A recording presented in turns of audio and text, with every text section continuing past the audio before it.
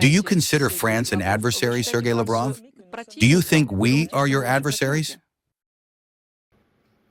Oh yes, I did not answer the question regarding contacts between President Putin and President Macron. There has not been a single instance where President Macron called the Kremlin and President Putin did not pick up the receiver. Not one, not even once. But we see it has happened many times that President Macron, during the special military operation, periodically said publicly that, supposedly, I will definitely call Putin, not now, but later. Well, for heaven's sake, you understand? If you want to call your colleague with whom you have long-established relations, why announce it and not do it? This already sounds either like a threat or like a desire to remind people of yourself. If you want to call, if you are a serious politician, just request a telephone conversation, and our president will always answer. Moreover, our president always speaks with President Macron alone. In the office from where President Putin communicates with President Macron, there is no one else.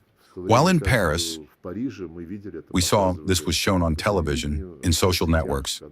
When President Macron communicates with President Putin, there's a large number of people there, and this is not particularly hidden. Moreover, sometimes even some leaks occurred of what our president spoke about.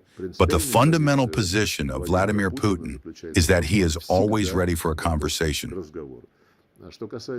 Regarding the question of who the French and we are to each other, and who France is for us, an adversary?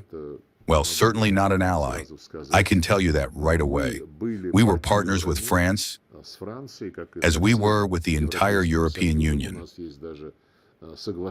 We even have a partnership and cooperation agreement, which was the foundation of our relations. Based on this agreement, an unprecedentedly extensive structure of relations was created. We were building 4 common spaces in the economy, in the cultural sphere, and in the sphere of security. We had 24, and perhaps even more, special sectoral dialogues. We had 2 annual summits.